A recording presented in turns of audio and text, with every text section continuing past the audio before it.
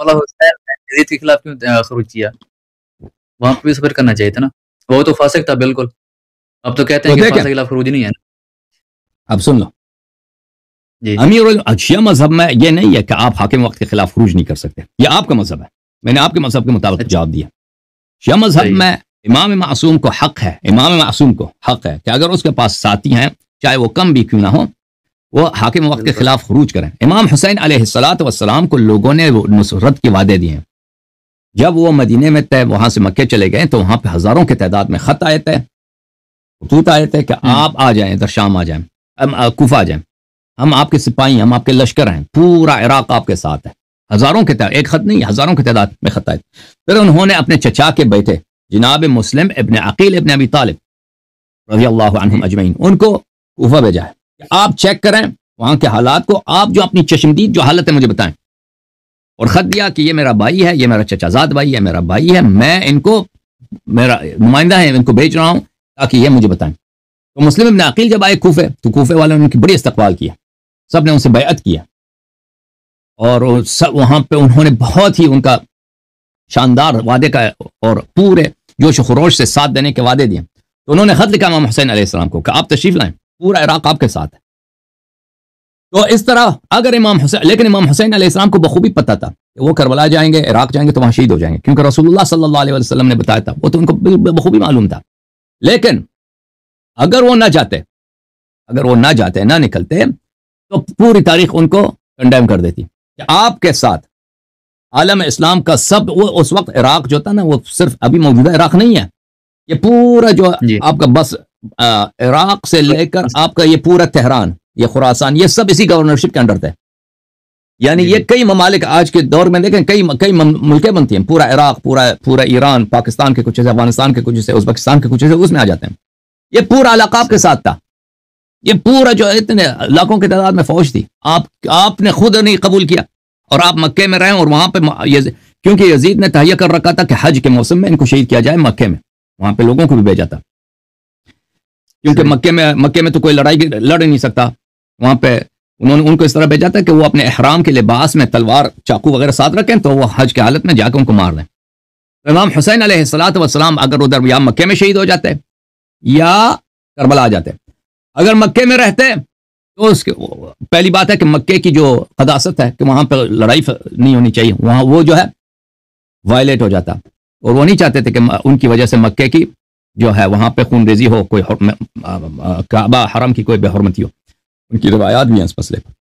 دوسری بات ہے جب وہ شہید ہو جاتے حجاز میں، تو پوری تاریخ ان کو کنڈیم کر دیتی. آپ کے ساتھ تو جب اتنے لوگ آپ کے ساتھ ہیں اور وہ چاہتے ہیں کہ آپ ان کے امام ہیں، وہ چاہتے ہیں کہ آپ یہاں پہ حکومت بنائیں، اسلام اپنے نانا کی دین کے آپ احیاء کریں اور بنی امیہ کے ظلم کا خاتمہ کریں، تو آپ نے کیوں نہیں کیا؟ آپ کی اپنی غلطی ہے، ٹھیک ہے نا. اور امیر المؤمنین علیہ السلام کے زمانے میں جب رسول پاک صلی اللہ علیہ وسلم فوت ہو گئے تھے، تو ان کے ساتھ کوئی نہیں تھا، سپورٹر کوئی نہیں تھا ان کے ساتھ، سب لوگ مل گئے تھے ابوبکر عمر کے ساتھ، سوائے 4-5 آدمی کے ان کے پاس کوئی نہیں تھا. تو سب لوگوں نے ان کی طرف پشت کیا تھا. تو اس لیے ان کا امیر المؤمنین علیہ السلام کا سچویشن امام حسین علیہ السلام کی سچویشن کے ساتھ بڑا مختلف ہے. جی سر بولے مزید. جی میں کہہ رہا تھا کہ مطلب مولا علی کی جو آپ کہتے ہیں کہ مطلب ان کی تعداد کم تھی ساتھیوں کی، اس لیے انہوں نے خروج نہیں کیا. نہیں تھے، کم کیا تھے، بالکل نہیں تھے. 4-5 آدمی وہ گنتی میں آتے ہیں. جب سامنے والے پورا عالم اسلام بادشاہ کے ساتھ ہے، 4-5 نہیں ہے، یہ سر نہیں کہ کم ہے ہی نہیں بھائی.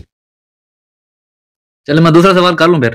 بسم اللہ بسم اللہ. کیا نام تھا آپ کا؟ میں بھول گیا نام آپ کا. عمیر. جی عمیر صاحب، دوسرا سوال کیا آپ کا؟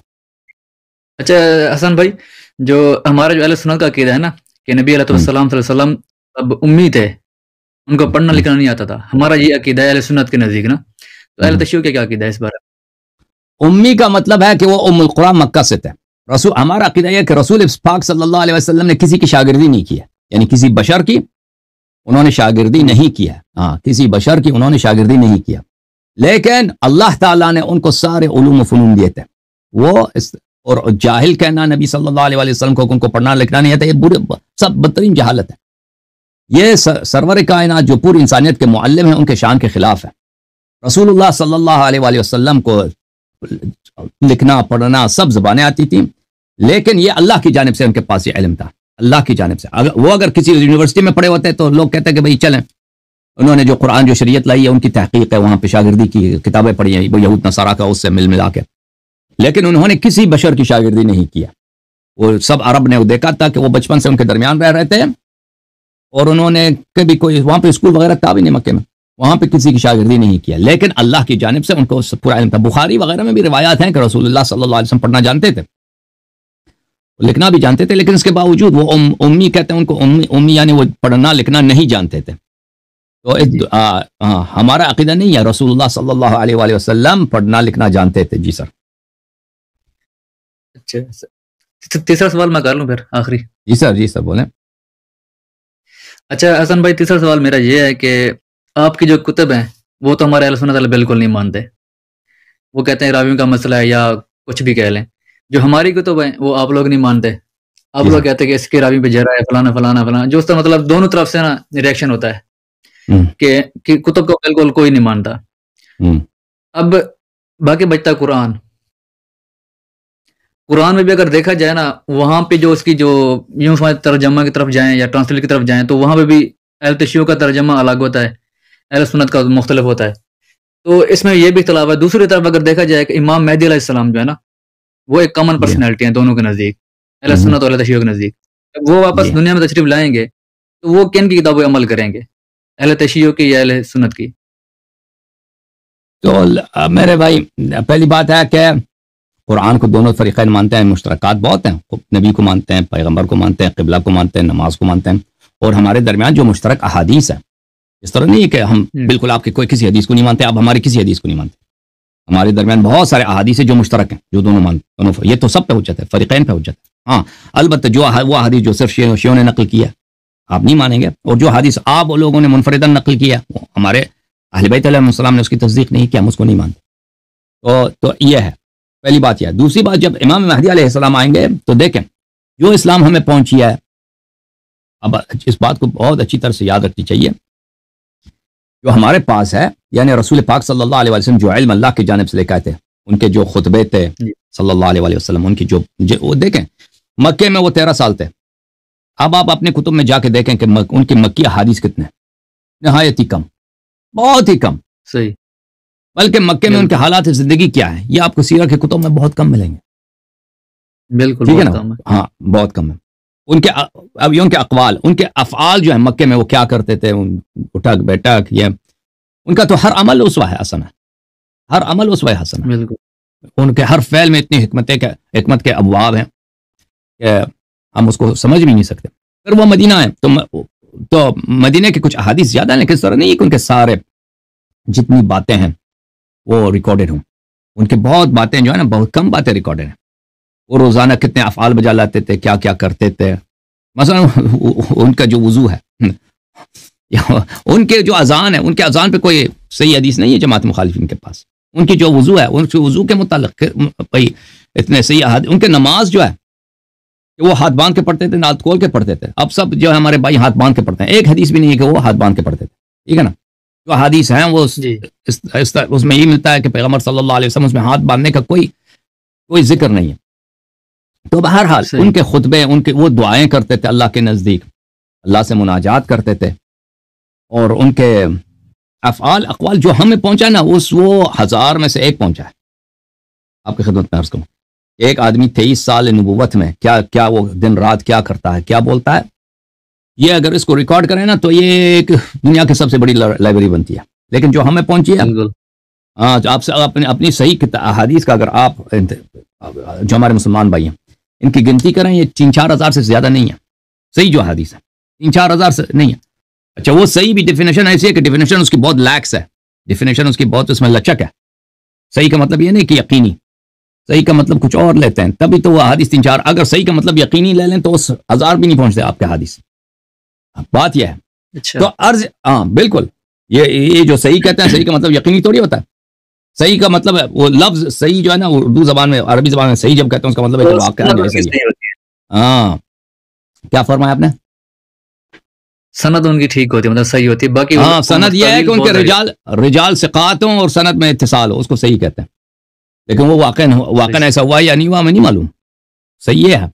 اچھا صحیح کی جو ڈیفینیشن ہے, تو اگر یہ ہے تو پھر امام مہدی علیہ السلام، اس میں امام مہدی علیہ السلام اگر آئیں گے انہی روایات کے روح سے، وہ کے پاس تو ایک ناقص چیز ہے، وہ دنیا کے اتنے مسائل ہیں، اتنی باتیں ہیں، ان کا کیا جواب دیں گے؟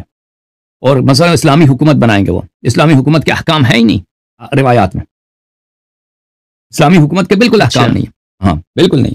تو امام مہدی علیہ السلام کس چیز پہ عمل کریں گے؟ تو دیکھیں بھائی، رسول اللہ صلی اللہ علیہ وسلم، شیعہ حدیث میں یہ بات بہت زیادہ ہے کہ انبیاء پہ جتنی علوم نازل ہوئی ہیں، جو علم حضرت اللہ نے آدم علیہ السلام کو دیا، جو علم نوح کو دیا، جو علم ابراہیم کو دیا، اور حضرت عیسیٰ علیہ السلام تک اللہ کی جانب سے جتنا علم آیا ہے انبیاء پر، وہ کوئی اس میں ضائع نہیں ہوا، وہ سب ہمارے نبی صلی اللہ علیہ وسلم کے پاس آئے ہیں۔ موسیٰ علیہ السلام کے جو الواح تھے وہ ایک پہاڑ میں تھا، ایک پتھر میں تھا۔ حضرت موسیٰ علیہ السلام کے زمانے میں اس پتھر اس کو امانت لیا تھا، جب رسول پاک صلی اللہ علیہ وسلم آئے ہیں تو اس پہاڑ نے رسول پاک صلی اللہ علیہ وسلم کو دیے تھے۔ تو انبیاء کے جتنے علوم تھے اور ان کے جتنے معجزات تھے اور ان کے جتنے بقایا تھے، وہ سب نبی کریم صلی اللہ علیہ وسلم کے پاس تھے۔ اس کے علاوہ اللہ تعالیٰ نے نبی کریم صلی اللہ علیہ وسلم کو وہ علوم دیے جو پہلے والے انبیاء کو نہیں دیے تھے، ان سے زیادہ نیا شریعت، نئے احکام، اور ہر چیز کا بیان، اس میں جو بھی مسئلہ آ جائے پیغمبر کے پاس واضح جواب ہو، بغیر شک کے، بغیر کسی ظن کے، بغیر کسی اجتہاد کے ان کے پاس جواب ہو۔ تو یہ علوم سب اللہ تعالیٰ اس یہ پیغمبر صلی اللہ علیہ وسلم کے جانے کے بعد یہ ضائع نہیں ہوئے کہ گم ہو گئی، پیغمبر چلے گئے تو بھی ختم ہو گئے، یہ انہوں نے اپنے وسیع امیر المؤمنین علیہ السلام کو دیے۔ امیر المؤمنین علیہ السلام نے اپنے وسیع امام حسن اور امام حسین علیہ السلام کو دیے، اور امام حسین علیہ السلام نے اپنے وسیع امام زین العابدین علیہ السلام کو دیے، اور یہ چلتا گیا امام عصر علیہ السلام کو۔ تو امام عصر علیہ السلام کو وہی علم جو پیغمبر صلی اللہ علیہ وسلم کی سینہ اقدس میں تھا وہ ان کے پاس ہے۔ اس کے علاوہ کتب ہیں، انبیاء سلف کے کتب ہیں جو رسول اللہ صلی اللہ علیہ وسلم نے احکام امیر المؤمنین علیہ السلام کو لکھائے تھے، وہ ہیں، وہ سب کس کے پاس ہے؟ امام مہدی علیہ السلام کے پاس ہے۔ ان کے پاس وہ علوم ہیں جو وہ محتاج نہیں، نہ شیعہ کتاب کے محتاج ہیں، نہ مخالفین کے کتابوں کے محتاج ہیں، کیونکہ یہ کتابیں جو ہیں ان میں ساری باتیں نہیں ہیں، سب باتیں شریعت کی جتنی باتیں ہیں اور عقائد کے سب باتیں ہیں اس میں نہیں، ان کتابوں میں نہیں ہیں۔ اوکے۔